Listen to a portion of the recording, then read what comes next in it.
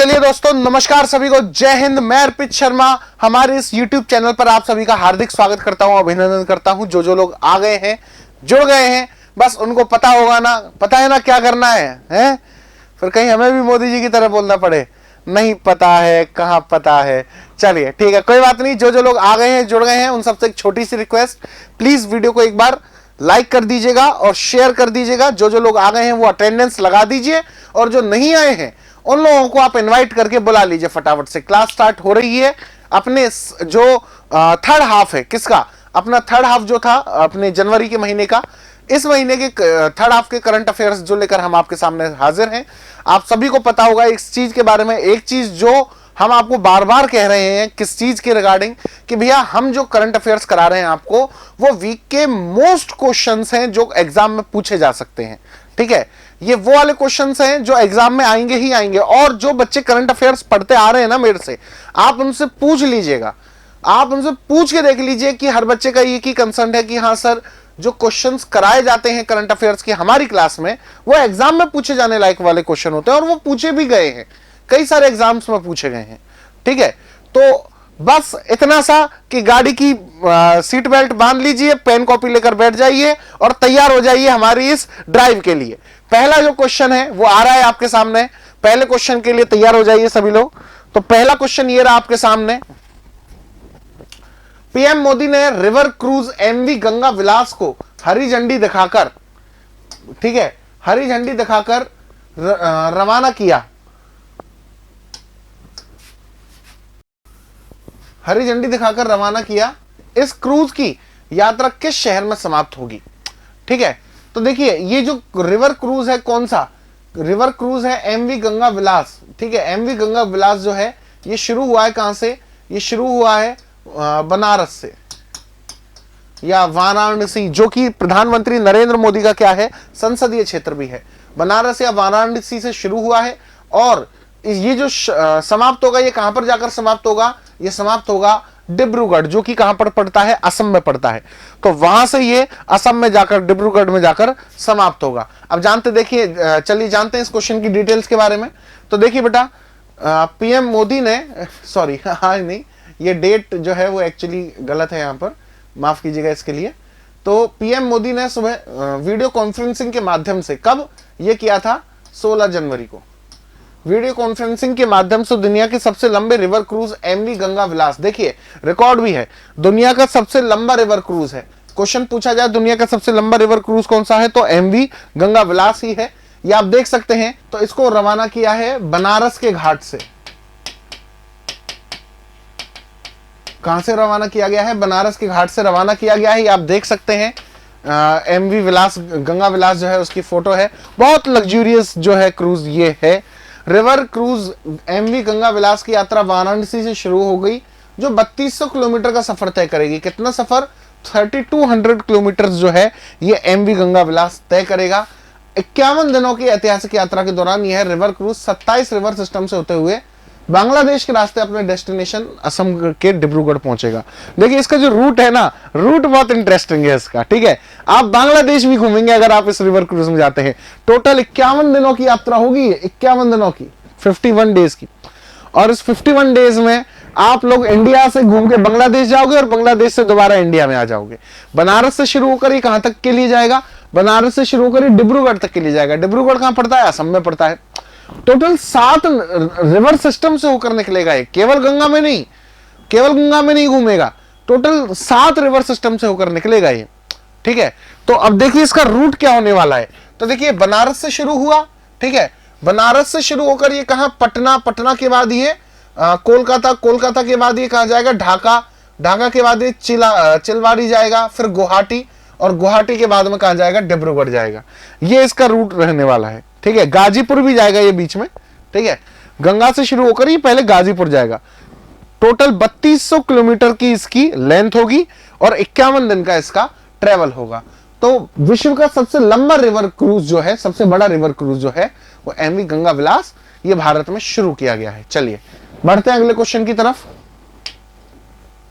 अगला question, Tata power housing society limited के लिए भारत का पहला सोलर प्लांट किस शहर में स्थापित करेगा? तो टाटा पावर है, टाटा पावर कंपनी है टाटा ग्रुप ऑफ इंडस्ट्रीज की, ठीक है। तो किसके लिए? हाउसिंग सोसाइटी के लिए पहला सोलर प्लांट, यानी कि सोलर जो एनर्जी है वो एक पूरी सोसाइटी के लिए प्रोड्यूस की जाएगी। तो जो सोसाइटी है उसके लिए प्रोड्यूस करने के लिए टाटा कहां पर प्लांट एस्टेब्लिश करेगा? ये एस्टेब्लिश किया जाएगा मुंबई में। कहां पर? मुंबई में एस्टेब्लिश किया जाएगा। डिटेल जानते हैं। ये टाटा पावर का आप लोगो भी देख सकते हैं, टाटा नाम में ही भरोसा है। तो टाटा पावर रिन्यूएबल एनर्जी आवासीय खपत के लिए कैप्टिव सोलर एनर्जी प्लांट, नाम याद रखिएगा। क्या नाम होगा? देखिए क्वेश्चन ऐसे भी पूछ सकता है, टाटा द्वारा स्थापित किए गए पहले हाउसिंग बोर्ड के जो सोलर प्लांट है उसका नाम क्या है? तो कैप्टिव सोलर एनर्जी प्लांट संचालित करने वाली देश की पहली हाउसिंग सोसाइटी बनने के लिए मुंबई के वावरिया कॉन्डोमिनियम के साथ समझौता किया है। ये कंपनी है, ठीक है। इस कंपनी के साथ क्या किया है? समझौता किया है। टाटा पावर की सहायक कंपनी द्वारा महाराष्ट्र के हिमायत नगर में 3.125 मेगावाट की सौर सुविधा का निर्माण किया जाएगा। कितनी बिजली उत्पन्न की जाएगी? 3.125 मेगावाट की बिजली उत्पन्न की जाएगी। यह वर्तमान लागत से 40% कम पर हरित बिजली की आपूर्ति करेगा। देखिए ग्रीन इलेक्ट्रिसिटी किसके कहते हैं? अभी हाल ही में कंसेप्ट भी आया था, थोड़े टाइम पहले शुरू हुआ था, ग्रीन स्टील, ठीक है। वैसे ही एक टर्म है ग्रीन इलेक्ट्रिसिटी। ग्रीन इलेक्ट्रिसिटी किसे कहा जाता है? ग्रीन इलेक्ट्रिसिटी उस इलेक्ट्रिसिटी को या उस प्रोसेस को कहा जाता है जिस प्रोसेस को करने में कार्बन का जो उत्सर्जन है वो जीरो होता है। जीरो कार्बन उत्सर्जन होने वाली जो प्रोसेस है जिससे इलेक्ट्रिसिटी उत्पन्न हो उसको क्या कहते हैं? उसको ग्रीन इलेक्ट्रिसिटी कहते हैं। जैसे देखिए कोयले से भी बिजली उत्पादित की जाती है, लेकिन कोयले से बिजली उत्पादन करने में कार्बन का उत्सर्जन होता है, इसीलिए वो ग्रीन इलेक्ट्रिसिटी नहीं है। लेकिन जो हमारे विंड मिल से निकलती है एनर्जी के बाद में, या फिर जो भी तरीका है जिससे इलेक्ट्रिसिटी में कार्बन उत्सर्जन जीरो हो, तो उस प्रोसेस को क्या कहते हैं? उस प्रोसेस को ग्रीन इलेक्ट्रिसिटी कहते हैं। चलिए अगले क्वेश्चन की तरफ बढ़ते हैं। अगला question, year of enterprises project किस राज्य की एक प्रमुख योजना है? ईयर ऑफ एंटरप्राइजेस प्रोजेक्ट ये किस स्टेट की एक योजना है? गुजरात, महाराष्ट्र, राजस्थान या केरल? तो देखिए इस क्वेश्चन का राइट आंसर है डी, केरल। केरल की योजना है ईयर ऑफ एंटरप्राइज प्रोजेक्ट। क्या है अब ये ईयर ऑफ एंटरप्राइज प्रोजेक्ट, इसके बारे में जानते हैं। अच्छा, केरल से रिलेटेड एक चीज और याद रखना, हमने पिछले हफ्ते की करंट अफेयर्स में जाना था क्या कि भैया केरल भारत का 100%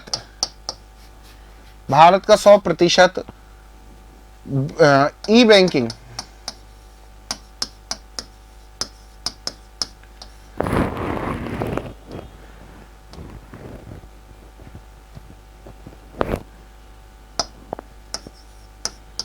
वाला राज्य, भारत का 100% ई बैंकिंग वाला राज्य बन गया है। कौन सा? केरल का। हम लोगों ने जो पिछले हफ्ते के करंट अफेयर्स है उनमें ही जानी थी ये वाली चीज, ठीक है। तो अब ईयर ऑफ एंटरप्राइज प्रोजेक्ट जो है उसका संबंध किससे है? केरल से है। जानते हैं डिटेल्स। तो देखिए केरल के ईयर ऑफ एंटरप्राइज प्रोजेक्ट जो है उसको दूसरे मुख्य सचिवों के राष्ट्रीय सम्मेलन में सर्वोत्तम अभ्यास मॉडल के रूप में मान्यता दी गई है। देखिए year of enterprise project actually में है क्या है? ईयर ऑफ एंटरप्राइज प्रोजेक्ट जो है ये जो जितने भी सेक्रेटरीज हैं, सेक्रेटरीज यानी कि अलग अलग डिपार्टमेंट के जो सेक्रेटरीज हैं, ठीक है, जो मुख्य सचिव हैं, उनके जो ट्रेनिंग प्रोग्राम्स होते हैं उसमें बेस्ट ट्रेनिंग प्रोग्राम जो माना गया है वो केरल का माना गया है ईयर ऑफ एंटरप्राइज प्लान। इसे throughput on micro small and medium enterprise श्रेणी के लिए चुना गया है। यानी कि जो बेस्ट प्रोग्राम है इसको किसके लिए चुना गया है? माइक्रो स्मॉल और मीडियम एंटरप्राइजेस जो हैं उस कैटेगरी के लिए चुना गया है। केरल सरकार ने चालू वित्त वर्ष में एक वर्ष में 1 लाख फर्म बनाने के लक्ष्य के साथ यह पहल शुरू की थी, जिसे 8 महीनों में पूरा कर लिया। केरल गवर्नमेंट ने एमएसएमई के बढ़ावे के लिए एक तरीके से ये जो पहल है उसको शुरू किया था। उसमें क्या डिसाइड किया गया था? 1 साल के अंदर 1 लाख स्टार्टअप जो है वो शुरू करने वाली थी केरल गवर्नमेंट, जिसको केरल गवर्नमेंट ने केवल कितने महीने में हासिल कर लिया? केवल 8 महीनों में हासिल कर लिया। 1 लाख स्टार्टअप शुरू होना कोई छोटी मोटी बात नहीं है, बड़ी बात है, ठीक है।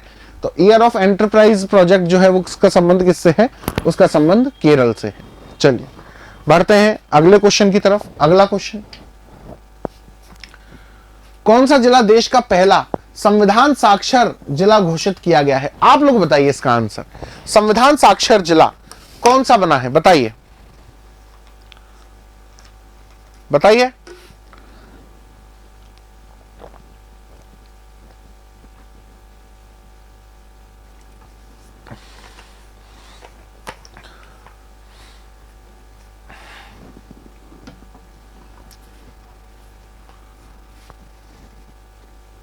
चलो हम ही बता देते हैं भैया।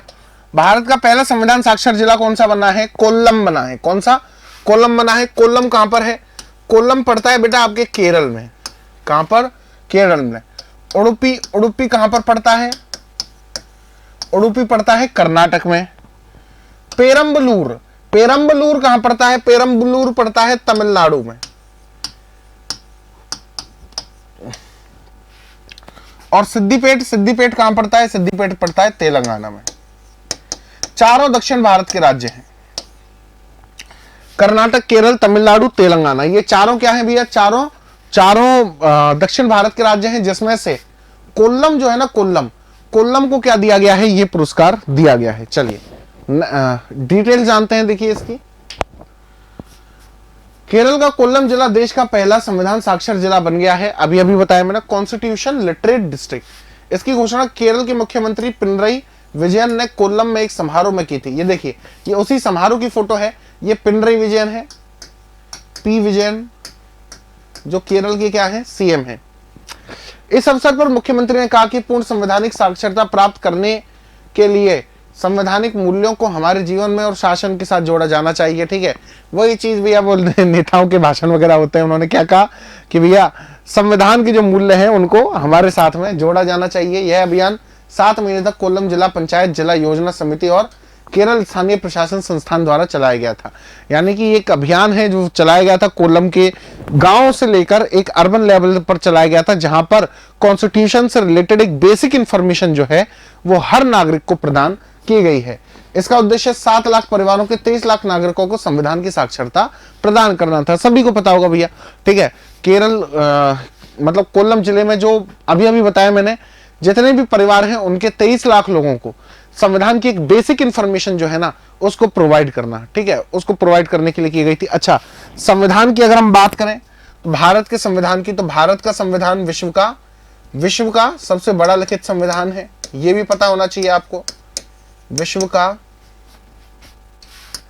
सबसे बड़ा लिखित संविधान भी भारत का ही है।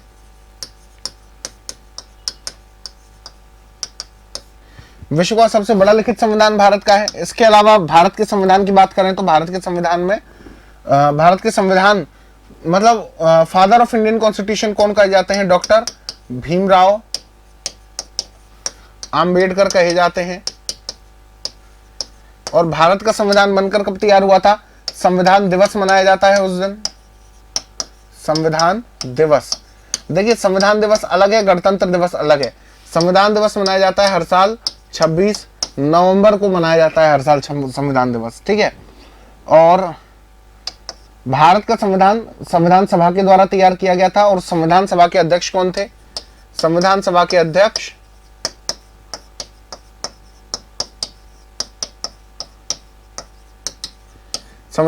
अध्यक्ष थे डॉक्टर राजेंद्र प्रसाद। संविधान सभा के अध्यक्ष कौन थे? डॉक्टर राजेंद्र प्रसाद थे। एक बेसिक इंफॉर्मेशन है कॉन्स्टिट्यूशन के बारे में जो आपको पता होना चाहिए। संविधान में कितने भाग, कितने अनुच्छेद और कितनी अनुसूचियां हैं? संविधान में 22 भाग, 395 अनुच्छेद और 12 अनुसूचियां हैं। हालांकि ये जब संविधान बना था तब थे। वर्तमान की अगर मैं बात करूं तो टोटल ओवरऑल मिलाकर 25 भाग, 448 अनुच्छेद और 12 अनुसूचियां बैठती हैं। लेकिन जो कहा जाता है अब भी वो 22 भाग, 395 अनुच्छेद और 12 अनुसूचियां कहते हैं। अच्छा, अनुसूचियां 12 अभी हम कह रहे हैं, लेकिन जब संविधान बना था तब कितनी थी? तब 8 ही थी, ये भी याद रखना। चलिए अगला क्वेश्चन, मिस यूनिवर्स 2022 की विजेता किसे चुना गया है? ठीक है, मिस यूनिवर्स 2022 की विजेता कौन बनी है? तो मिस यूनिवर्स 2022 की विजेता बनी है अमांडा डुंडा महल। चलिए डिटेल जानते हैं इसकी। तो सॉरी सॉरी सॉरी, डुंडा महल नहीं है, हाँ ये रही ना, आर्बोनी गैब्रियल, सॉरी माफ कीजिएगा, आर्बोनी गैब्रियल जो है वो बनी है मिस यूनिवर्स 2022। तो देखिए यूएस की आर्शबोनी गैब्रियल को 71वीं मिस यूनिवर्स पेजेंट का विजेता चुन लिया गया है। भारत की पिछली विजेता हरनाथ संधू, याद रखिएगा हरनाथ संधू। 2021 की विजेता कौन बनी थी? 2021 की विजेता बनी थी हरनाथ संधू। 2021 का हुआ था वो 2022 में हुआ था। 71वां मिस यूनिवर्स पेजेंट कार्यक्रम न्यू अलायंस यूएसए में आयोजित किया गया था। कहां आयोजित किया गया था? यूएसए में आयोजित किया गया था। इस सौंदर्य प्रतियोगिता में वेनेजुएला की अमांडा डुंडामेल फर्स्ट रनर अप रही थी, ये याद रखिएगा। अमांडा डुंडामेल जो मैं बता रहा था, मैं एक्चुअली क्वेश्चन गलत समझ गया था, रनर अप का ही समझा था मैं क्वेश्चन। तो विजेता जो बनी है ना, विजेता कौन बनी है? आर्बोनी गैब्रियल। और इसकी जो उप विजेता बनी है, या हम कह सकते हैं प्रथम रनर अप जो रही है, वो अमांडा डुंडामेल रही है। और भारत की देविता रॉय टॉप 5 में भी जगह नहीं बना सकी थी। ठीक है, इंडिया से किसने पार्टिसिपेट किया था इस बार? पिछली बार हरनाथ संधू थी, वो तो विजेता बनी थी, लेकिन भारत से इस बार जो चुनी गई थी वो देविता रॉय चुनी गई थी। और देविता रॉय टॉप 5 में भी इस बार जगह नहीं बना सकी थी। ये आप देख सकते हैं, ये आर्बोनी गैब्रियल की फोटो है, और ये किसकी है भैया? ये भारत की देविता रॉय की फोटो है। चलिए, मिस यूनिवर्स कंपटीशन हर साल होता है, ठीक है। भारत से पहली मिस यूनिवर्स कौन बनी थी? रीता फारिया बनी थी, ये भी याद रखिएगा। अगला क्वेश्चन, चलिए, किस फिल्म ने क्रिटिक्स चॉइस अवार्ड 2023 में बेस्ट फॉरेन लैंग्वेज फिल्म का अवार्ड जीता? बताने की जरूरत ही नहीं है भैया, जीते ही जा रही है, जीते ही जा रही है, रुकने का नाम ही नहीं ले रही है। कौन? RRR। भारत की फिल्म RRR जो है वो क्रिटिक्स चॉइस अवार्ड 2023 में बेस्ट फॉरेन लैंग्वेज कैटेगरी में बेस्ट मूवी बनी है। फॉरेन लैंग्वेज कैटेगरी में बेस्ट मूवी बनी है। डिटेल जानते हैं इसके बारे में। तो देखिए, फिल्म RRR के 28वें क्रिटिक्स चॉइस अवार्ड में बेस्ट फॉरेन लैंग्वेज के फिल्म अवार्ड से सम्मानित किया गया। यह फिल्म SS राजा मौली के द्वारा डायरेक्ट की गई है। ये आप फिल्म का पोस्टर भी देख सकते हैं, हो सकता है आप लोगों ने फिल्म भी देखी हो, अच्छी कह सकते हैं मूवी को। और SS राजा मौली रिकॉर्ड तोड़ डायरेक्टर कहे जाते हैं भैया। हर बार कोई नई पिक्चर लेके आते हैं, पुरानी पिक्चर नई पिक्चर का रिकॉर्ड तोड़ देती है, उन्हीं की पिक्चरों का रिकॉर्ड तोड़ देती है, ठीक है, इसलिए फेमस है राजा मौली साहब। इसके साथ ही चर्चित सॉन्ग नाटू नाटू, नाटू नाटू के बारे में हमने पिछली क्लास में भी चर्चा करी थी, बेस्ट सॉन्ग का अवार्ड जीता है। नाटू नाटू जो सॉन्ग है उसको बेस्ट सॉन्ग का अवार्ड दिया गया है क्रिटिक्स चॉइस अवार्ड में ही। क्रिटिक्स चॉइस अवार्ड में ही बेस्ट सॉन्ग का अवार्ड दिया गया है। इसके साथ साथ इसको गोल्डन ग्लोब अवार्ड भी दिया गया था, यह भी याद रखिएगा। नाटू नाटू को गोल्डन ग्लोब अवार्ड भी दिया गया है।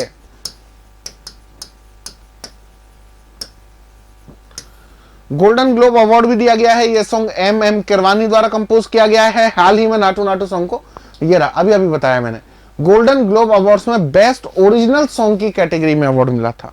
बेस्ट ओरिजिनल सॉन्ग की कैटेगरी में नाटू नाटू भी जीत चुका है गोल्डन ग्लोब। बहुत बड़ा अवार्ड माना जाता है, ये याद रखिएगा।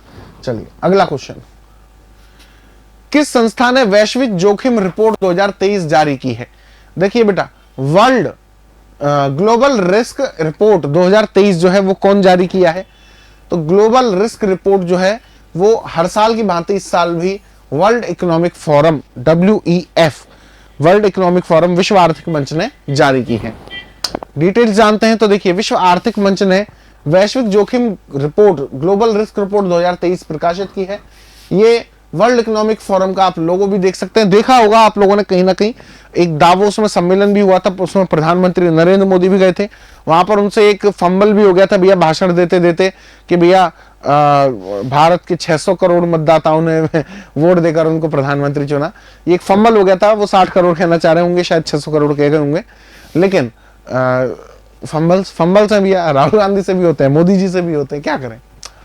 इस रिपोर्ट के अनुसार अगले दशक में दुनिया के सामने आने वाले 2 सबसे गंभीर खतरों में जलवायु परिवर्तन को कम करने में विफलता और जैव विविधता हानि पारिस्थितिकी तंत्र का पतन है। देखिए, जो ये जोखिम सूचकांक है, इस जोखिम सूचकांक में क्या कहा गया है, बहुत सीरियस इश्यूज के बारे में चर्चा की गई है। आप लोग खुद देखिए, सबसे पहली बात इसमें क्या की गई है कि भैया जो एनवायरमेंट चेंज है, जो जलवायु परिवर्तन है, इस जलवायु परिवर्तन को रोक पाने में हम लोग अभी भी नाकामयाब हो रहे हैं। सिंपल सी बात ही जानिए, अगर ये जलवायु परिवर्तन नहीं रुका, आप देखिए कितना बड़ा, अभी खबर आई है थोड़े दिनों पहले ही, अंटार्कटिका से एक इंग्लैंड की साइज का पूरा देश है इंग्लैंड, उस साइज का एक ग्लेशियर टूटकर समुद्र में चला गया है। सोचिए, एक पूरे देश की साइज का जो टुकड़ा है वो टूटकर समुद्र में जाकर मिल गया है। सी लेवल डेली ऊपर आता जा रहा है। इंडोनेशिया ने तय किया है कि वो अपनी राजधानी बदलने वाला है जकार्ता से। क्यों? आने वाले 20 सालों में शायद रहे या नहीं रहे। खतरा मुंबई शहर को भी है इसी चीज से। ठीक है, मालदीव्स है, मालदीव्स कई दूसरे देशों में जमीनें खरीद रहा है। क्यों? क्योंकि ये एक रिपोर्ट है 2070 तक इस दुनिया में मालदीव नाम से कोई एक देश भी था, ये शायद लोगों को पता भी नहीं होगा, आने वाली पीढ़ियों को। क्यों? पूरा डूब चुका होगा। इसीलिए समुद्री जल स्तर बढ़ता जा रहा है, ये जो जलवायु परिवर्तन है उसके कारण। और दूसरा है भैया क्या? जैव विविधता हानि और पारिस्थितिकी तंत्र में परिवर्तन। यानी कि हमारे जो जानवरों में विविधताएं पाई जाती है, मतलब अलग अलग तरीके के जानवर पाए जाते हैं। कई जानवर विलुप्त हो चुके हैं और कई जानवर विलुप्त होने की कगार पर हैं। मैं आप लोगों को साफ साफ चीजें बताता हूँ भैया, साफ साफ, मैं घुमा फिरा के बातें नहीं करूंगा, आप लोग खुद नोटिस कीजिएगा। ठीक है, हम इंसानों ने अपने डेवलपमेंट के साथ क्या किया है? हम इंसानों ने अपने डेवलपमेंट के साथ में इस तरीके से छेड़छाड़ की है कि इसका असर बेचारे मासूम जानवरों को चुकाना पड़ा है। पहले इतनी छोटी सी गौरैया हुआ करती थी, गौरैया, वो देखने को मिल जाती थी, बैठी हैं, दाना चुग रही हैं, इस तरीके से। आजकल वो कहीं देखने को नहीं मिलती हैं। शहरों में तो बिल्कुल ही गायब हो चुकी हैं, बिल्कुल ही। पहले एक अलग रंग बिरंगे तरीके के कबूतर जो हैं वो दिखा करते थे, जिनके गले में एक ब्लैक कलर की एक निशान हुआ करता था। ठीक है, तो वो जो कबूतर होते हैं, वो वाले कबूतर भी देखने को नहीं मिलते हैं, गायब हो चुके हैं। ठीक है, कई सारे जानवर हैं जो हमारे देखते देखते गायब हुए और हम लोगों को नोटिस भी नहीं करते हम लोग उसके बारे में। ये करना चाहिए। वर्ल्ड इकोनॉमिक फोरम ने जो चिंता जाहिर की है वो बिल्कुल सच जाहिर की है। आपको और हमें ही, पर्यावरण भी है, पृथ्वी आपकी भी है, हमारी भी है। आपको भी आगे आना पड़ेगा, हमको भी आना पड़ेगा। सामूहिक प्रयास है ये, हमारे फंडामेंटल ड्यूटीज में भी लिखा हुआ है, सामूहिक प्रयासों से उत्कर्ष की ओर बढ़े। ठीक है, चलिए अगला पॉइंट। यह रिपोर्ट विश्व आर्थिक मंच द्वारा डावोस स्विट्जरलैंड के फोरम की वार्षिक बैठक से पहले प्रकाशित की जाती है। डावोस स्विट्जरलैंड में वार्षिक बैठक होती है, जैसा कि मैंने बताया, मोदी जी गए थे पहले। ठीक है, और उधर विश्व आर्थिक मंच की, मतलब जो मीटिंग होती है ना, उससे पहले प्रकाशित होती है रिपोर्ट। और वर्ल्ड इकोनॉमिक फोरम की स्थापना कब की गई थी? 1971 में की गई थी। चलिए बढ़ते हैं आगे अगले क्वेश्चन की तरफ। अगला क्वेश्चन, कौन सा देश अपने 75वें स्वतंत्रता दिवस पर भारत के पहले पीएम जवाहरलाल नेहरू के चित्र सहित डाक टिकट जारी करेगा? देखिए भैया, मैं आज के संदर्भ में बिल्कुल सच बोलता हूं, आप समझिए इस बात को। नेहरू को कंडेम करना आसान है, नेहरू बनना मुश्किल है, ये सत्य बात है बिल्कुल एकदम। अगर आप पढ़ेंगे जवाहरलाल नेहरू को तो आप पाएंगे भैया कि जवाहरलाल नेहरू वो एक्चुअली नहीं है जो सोशल मीडिया पर घूमते हैं। जवाहरलाल नेहरू एक टोटली अलग पर्सनैलिटी है। आप एक बार पढ़िए जवाहरलाल नेहरू को, किताबों से पढ़िए, तब आप जानेंगे कि वो कौन थे। और जवाहरलाल नेहरू के चित्र सहित डाक टिकट जारी करने का जो ऐलान है वो किसने किया है? वो हाल ही में भारत के पड़ोसी देश श्रीलंका ने किया है। श्रीलंका जारी करेगा। श्रीलंका कोलैप्स भी किया था अभी थोड़े टाइम पहले, आप लोगों को पता भी होगा। श्रीलंका में आर्थिक स्थितियां बहुत ज्यादा खराब हो चुकी थी। चलिए डिटेल जानते हैं। तो देखिए, श्रीलंका अपने 75वें राष्ट्रीय स्वतंत्रता दिवस समारोह के हिस्से के रूप में श्रीलंका ने एक स्मारक डाक टिकट जारी करने का फैसला किया है, जिसमें भारत के पहले प्रधानमंत्री जवाहरलाल नेहरू का चित्र शामिल है। अनाउंसमेंट किया कि 75वें स्वतंत्रता दिवस पर क्या करेगा, वो इसको जारी करेगा। 75th इस भारत ने अभी मनाई थी पिछले साल, और श्रीलंका इस बार मनाएगा। एक साल लेट आजाद हुआ था श्रीलंका भारत से। यह जानकारी श्रीलंका के मीडिया विभाग द्वारा जारी एक प्रेस विज्ञप्ति में दी गई। स्वतंत्रता दिवस समारोह का मुख्य समारोह 4 फरवरी को राष्ट्रपति रानिल विक्रमसिंघे और प्रधानमंत्री दिनेश गुणवर्धने की उपस्थिति में आयोजित किया जाएगा। कौन कौन, ये देखिए आप, ये कौन है, ये रानिल विक्रमसिंघे है, ये रानिल विक्रमसिंघे है, और ये कौन है, ये दिनेश गुणवर्धने।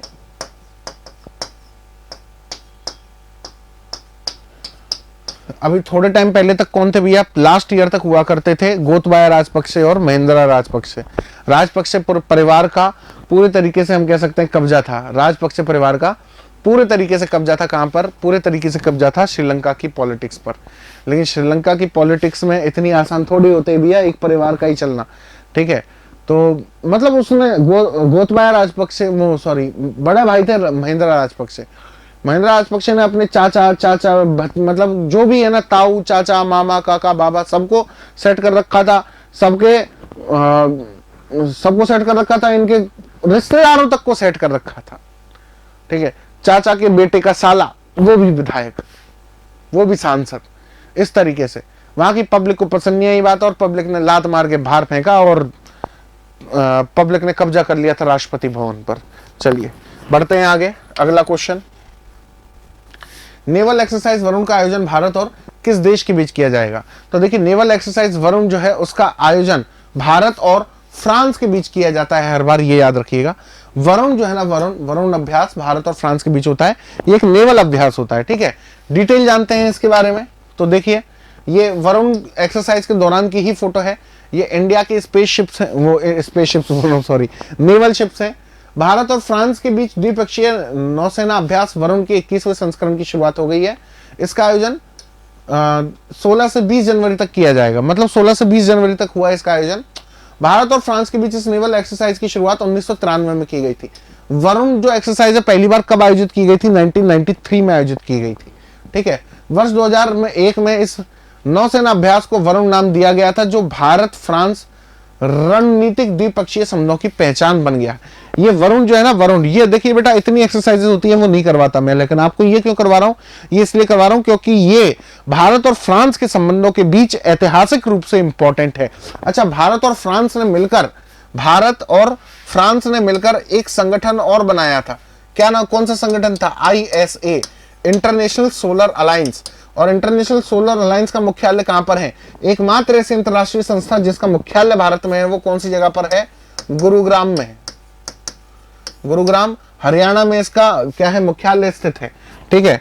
तो एक्सरसाइज गरुण, ठीक है, देखिए गरुण एयरफोर्स की है, एक्सरसाइज शक्ति आर्मी एक्सरसाइज है, और डेजर्ट नाइट एयरफोर्स की ही एक्सरसाइज है। भारत और फ्रांस की डिफेंस एक्सरसाइज है। गरुण किसकी है? एयरफोर्स की।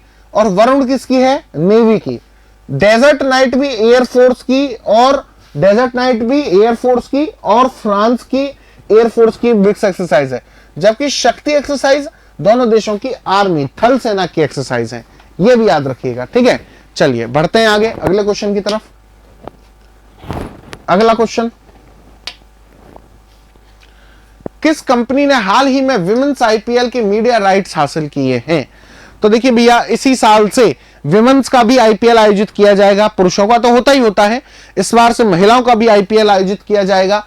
और इसके जो मीडिया राइट्स हैं वो वायकॉम 18 ने, किसने? वायकॉम 18 ने हासिल किए हैं। एक डिजिटल मीडिया कंपनी है वायकॉम 18।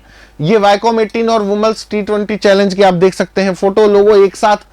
तो देखिए वायकॉम 951 करोड़ रुपए में अगले 5 वर्षों के लिए विमेंस IPL की मीडिया राइट्स टीवी और डिजिटल हासिल कर लिए हैं, जिसकी प्रति मैच वैल्यू 7.09 करोड़ रुपए है। सोचिए आप, सच में कसम से 7.09 करोड़ रुपए एक मैच की ब्रॉडकास्ट करने की कॉस्ट, ठीक है। इतना पैसा, वो भी देखिए, मैं जनरली मैं आपको एक चीज बताता हूं, मैं उन लोगों में से नहीं हूं जो भेदभाव करता हो किसी के बीच में, लेकिन सत्य बात यह है कि मेंस जो क्रिकेट है वो वुमेन्स क्रिकेट से ज्यादा पॉपुलर है। तो सोचिए मेंस क्रिकेट को टेलीकास्ट ब्रॉडकास्ट करने की कॉस्ट क्या होती होगी, ठीक है। और ये पैसा कितना कमाते होंगे एड्स वगैरह से फिर उसके बाद में, सच में। 951 करोड़ रुपए में खरीदे हैं। कितने सालों के लिए? 5 सालों के लिए। मीडिया ऑक्शन के तहत ग्लोबल राइट्स के 3 कैटेगरी में लीनियर टीवी, डिजिटल और संयुक्त टीवी और डिजिटल में आयोजित किए गए थे। तो टीवी और डिजिटल दोनों का जो राइट है वो खरीद लिया है वाइकॉम 18 ने। वुमेन्स आईपीएल में अगले 5 वर्षों में 5 टीमों को मिलाकर कुल 134 मैच खेले जाएंगे। टोटल कितने मैच होंगे? 134 मैच होंगे अगले 5 सालों में। पहले 3 सालों में प्रत्येक वर्ष 22 मैच कराए जाएंगे। पहले 3 सालों में प्रत्येक साल, हर साल कितने मैच होंगे? 22 मैच होंगे। ठीक है, 22 टोटल 66 मैच 3 सालों में हो गए। उसके बाद के बचे हुए मैच 134। ठीक है, ये डेटा है। और एक मैच की वैल्यू कितनी है? 7.09 करोड़ रुपए है। बाप रे है। चलो अगला क्वेश्चन, किस राज्य ने हाल ही में सरकारी कर्मचारियों के लिए पुरानी पेंशन योजना को शुरू किया है? तो देखिए बेटा, पुरानी पेंशन योजना, ओल्ड पेंशन स्कीम, ये कांग्रेस का या विपक्षी पार्टियां जो है ना, उनका एक वादा है शुरू करने का। तो ओल्ड पेंशन स्कीम जो है ना, उसको शुरू किया गया है। अब देखो, कर्नाटक में बीजेपी की गवर्नमेंट है, गुजरात में भी बीजेपी की गवर्नमेंट है, महाराष्ट्र में भी एक तरीके से बीजेपी की गवर्नमेंट हो गई। हाल ही में गवर्नमेंट बनी है कहां पर? हिमाचल प्रदेश में। किसकी? हाल ही में गवर्नमेंट बनी है हिमाचल प्रदेश में, कांग्रेस की। अब जानते हैं डिटेल्स के बारे में। तो देखिए, वही चीज, हिमाचल प्रदेश सरकार ने उन सरकारी कर्मचारियों के लिए पुरानी पेंशन योजना को बहाल करने का फैसला कर दिया है जो पिछले राष्ट्रीय पेंशन प्रणाली के तहत कवर नहीं किए, पिछले राष्ट्रीय पेंशन प्रणाली के तहत कवर किए गए थे। यानी कि ओल्ड पेंशन स्कीम जो है उसको लागू कर दिया है न्यू पेंशन स्कीम को हटाकर। ठीक है, अब देखिए मैंने क्या कहा, ये कांग्रेस का और विपक्षी पार्टियों का है। ये छत्तीसगढ़, राजस्थान और पंजाब में पुरानी पेंशन स्कीम योजना लागू कर दी गई थी। छत्तीसगढ़ में कांग्रेस की गवर्नमेंट, राजस्थान में कांग्रेस की गवर्नमेंट और पंजाब में अभी चुनी है भगवंत मान की सरकार, उससे पहले कांग्रेस की ही सरकार थी। और वहां पर ओल्ड पेंशन स्कीम लागू कर दी गई थी और लगभग 1.36 लाख राज्य एनपीएस कर्मचारियों का लाभ होगा। यानी कि न्यू पेंशन स्कीम के जो कर्मचारी थे उनको ओल्ड पेंशन स्कीम का ही फायदा होगा। अब 1.36 लाख राज्य कर्मचारियों को, जो कहां के हैं? जो हिमाचल प्रदेश के 1.36 लाख हैं, केवल हिमाचल प्रदेश के ही है, यूं मत समझना तीनों राज्यों के हैं। हाल ही में सुखविंदर सिंह सुक्खू हिमाचल प्रदेश के नए सीएम बने हैं। सुखविंदर सिंह सुक्खू की आप फोटो भी देख सकते हैं। ठीक है, चलिए बढ़ते हैं आगे। ब्रांड गार्जियनशिप इंडेक्स 2023 में किस भारतीय को ग्लोबल लेवल पर दूसरी रैंक हासिल हुई है? ब्रांड गार्जियनशिप इंडेक्स, ये एक इंडेक्स है जो लंदन की एक संस्था द्वारा जारी किया जाता है। इसमें ग्लोबल लेवल पर सेकंड रैंक जो हासिल की है वो किसने हासिल की है? वो मुकेश अंबानी ने की है। बच्चों के मन में आ रहा होगा गौतम अडानी। देखिए भैया, गौतम अडानी भले ही भारत के सबसे बड़े अमीर व्यक्ति बन गए हों, लेकिन मुकेश अंबानी जो है ना, मुकेश अंबानी अभी भी ब्रांड गार्जियनशिप इंडेक्स में क्या है? टॉप वाले भारतीय हैं। ठीक है, ये मुकेश अंबानी, भैया कौन नहीं जानता मुकेश अंबानी को? ठीक है, एक बार को तो भगवान भी बोलते हैं, अरे यार किसका नाम ले दिया तुमने, मुकेश अंबानी को नहीं जानते। रिलायंस इंडस्ट्रीज के चेयरमैन और मैनेजिंग डायरेक्टर मुकेश अंबानी को ब्रांड फाइनेंस द्वारा ब्रांड गार्जियनशिप इंडेक्स 2023 में ग्लोबल लेवल पर सेकंड और भारतीयों में नंबर 1 रैंक दी गई है। ब्रांड गार्जियनशिप इंडेक्स उन सीईओ को ग्लोबल लेवल पर मान्यता देता है जो कर्मचारियों, निवेशकों सहित हितधारकों और व्यापक समाज की जरूरतों को संतुलित करके व्यवसायिक मूल्य का निर्माण करते हैं। यानी कि वो उन व्यापारियों को वो टॉप पर रखता है जो अपने एथिक्स से समझौता नहीं करते, जो अपने बिजनेस के साथ साथ अपने एम्प्लॉयज का ध्यान रखते हैं, अपने इन्वेस्टर्स का ध्यान रखते हैं, सब लोगों का ध्यान रखते हैं। ठीक है, नेचर एनवायरनमेंट भी इसमें शामिल है। तो जो लोग ऐसा करते हैं, ये लोग उनको टॉप रैंक देते हैं।